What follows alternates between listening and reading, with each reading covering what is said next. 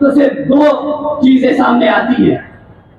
पहली तो या तो हम सब पे वो उस पद पर बैठ के बहुत बड़ा एहसान कर रहे हैं, या फिर वो आदमी बहुत ही बड़ा बेवकूफ और निहायती गधा है।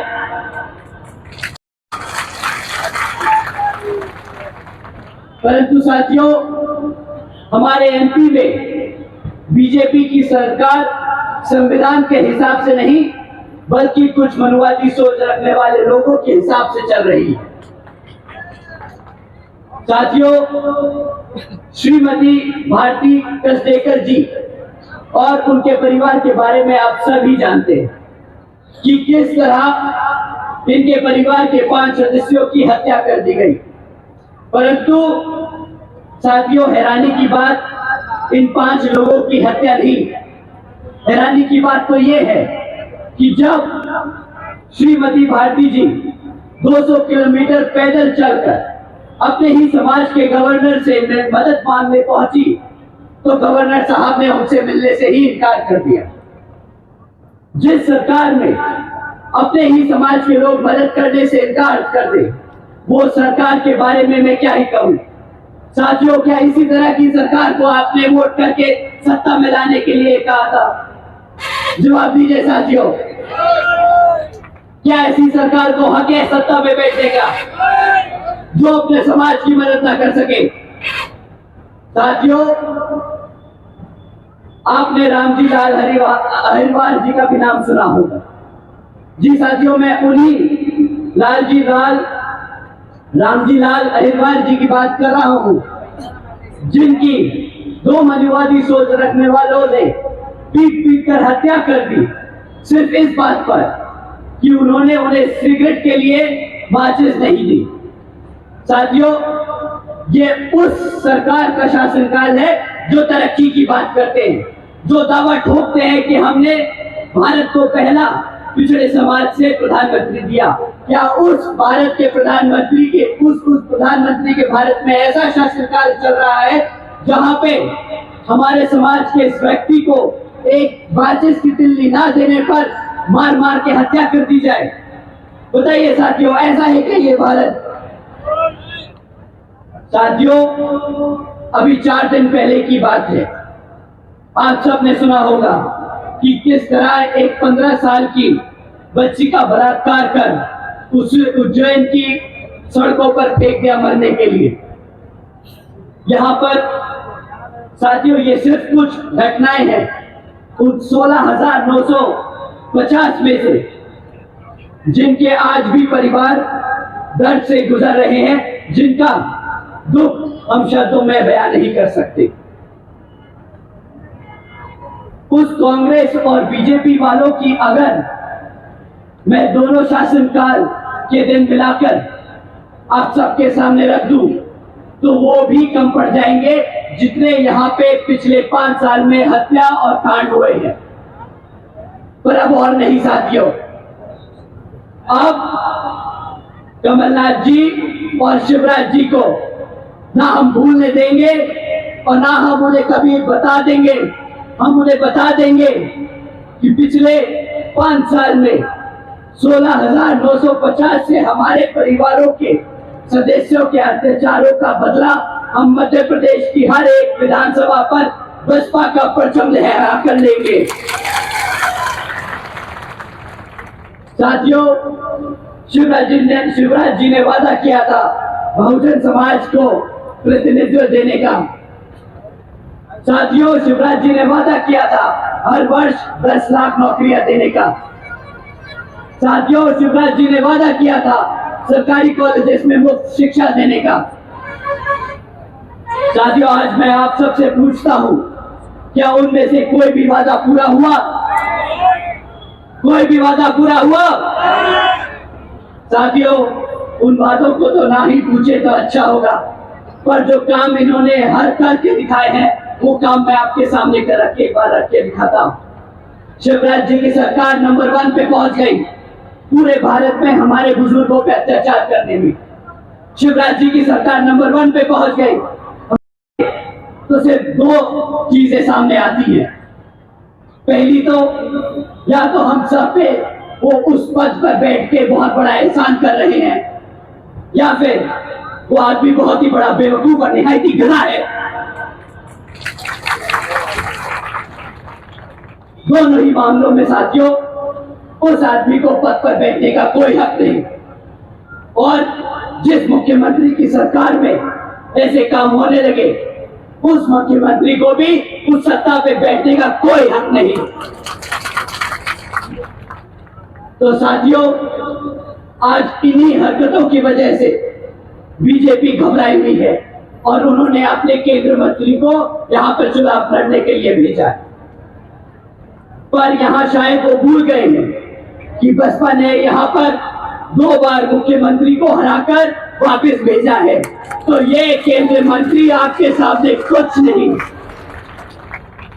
तो साथियों, अब समय आ गया है कि इस घड़ी इस बेकार सरकार को जवाब देने का। साथियों, इस चुनाव में आपको इनके खिलाफ वोट डालकर भाजपा को विजय बनाना होगा। और साथियों, कांग्रेस तो इतनी नालायक है कि बेचारों के पास इतने साल सत्ता में रहने के बाद भी आपके बीच आकर कुछ काम बताने को नहीं आती है। हर 5 साल में एक मैनिफेस्टो जारी करती है और फिर भूल जाती है। और उसके पास सबसे दूसरा बड़ा हथियार क्या है?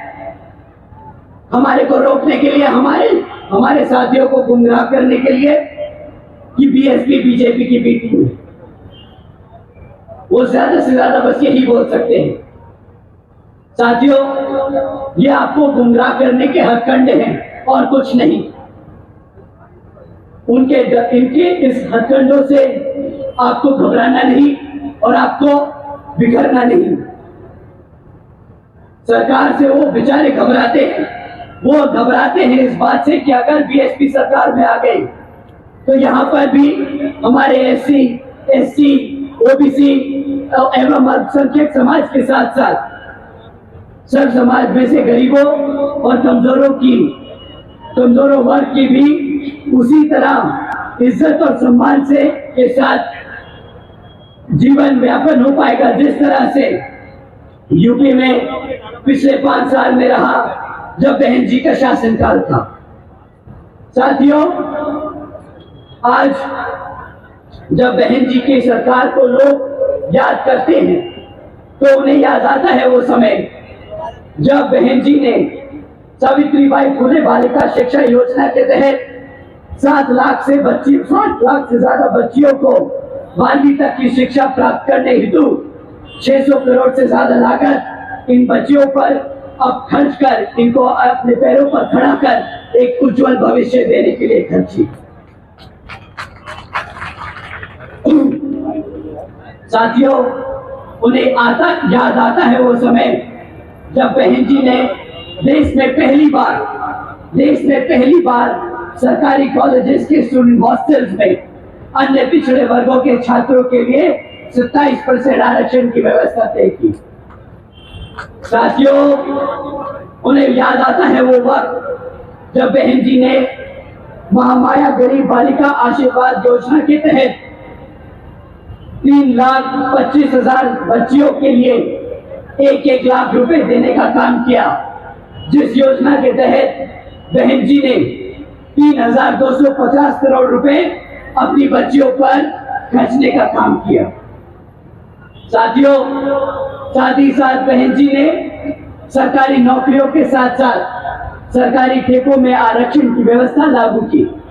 और साथ ही याद करते हैं वो समय कि किस तरह बहन जी ने सरकारी नौकरियों की भर्ती पर लगी रोक को हटाकर बहुजन समाज के साथ साथ सब समाज के सभी जरूरतमंद लोगों को नौकरी देने का काम किया। साथियों, बहन जी ने प्रदेश में व्यवसायिक technical institutions, engineering colleges, polytechnic एवं इंडस्ट्रियल ट्रेनिंग इंस्टीट्यूट में अन्य पिछड़े वर्गों के लिए 27% सीटों की आरक्षण तय की, 100 रुपए प्रतिदिन करने का काम किया और अन्य पिछड़े वर्गों के लोगों के लिए क्रीमी लेयर की वार्षिक आय सीमा 3 लाख रुपए से बढ़ाकर 5 लाख रुपए कर दी। साथ ही साथ बहन जी ने गन्ना खरीद के दाम दुगने कर दिए। आदरणीय बहन जी ने अपने शासनकाल में 90,000 से अधिक शिक्षकों को सरकारी नौकरी दी, 1 लाख से अधिक सफाई कर्मचारियों को भर्ती किया, 2 लाख से अधिक जवानों को पुलिस फोर्स में भर्ती किया। और साथियों, बहन जी ने काम अपने 5 साल के शासनकाल में इस कदर किए ताकि हमारे समाज के लोगों को अपना प्रदेश छोड़कर जाने की जरूरत ना पड़े अपना पेट पालने के लिए। तो साथियों, हमें बाबा साहब के बताए रास्ते पर चलकर, मान्यवर साहब के बताए तरीकों का इस्तेमाल कर और बहन जी के बेबाक अंदाज को अपनाना होगा दिल और दिमाग से। तो समय आ गया है कि हम सब एकजुट होकर समाज के हर एक व्यक्ति को बसपा से जोड़ बता दे कि हम आ रहे हैं हर उस चीज के लिए जो इस संविधान में हमारे गुरु देकर गए हैं, बाबा साहब डॉक्टर भीमराव अम्बेडकर जी। साथियों, इन्हीं कुछ बातों को ध्यान में रखकर बीएसपी ने जीजीपी के साथ गठबंधन कर यहाँ पर चुनाव लड़ने का निर्णय लिया है। तो मैं आप सभी के से अपील करता हूँ कि इस विधानसभा आम चुनाव में आप बसपा और जीजीपी के को वोट डाल यहाँ बसपा जीजीपी की सरकार बनाने का काम करेंगे, जो आपके मध्य प्रदेश में बहन जी मॉडल ऑफ गवर्नेंस के तहत चलकर यहाँ पर भी सभी का उत्थान करने का काम करेंगी। अंत में एक बार दोबारा से मैं यहाँ मौजूद सभी माताओं, बहनों, बड़े बुजुर्ग, हमारे युवा साथी, हमारे यहाँ पर आए मीडिया बंधु, आप सभी का मैं तहे दिल से धन्यवाद करता हूँ। जय भीम, जय भारत, जय बहन जी।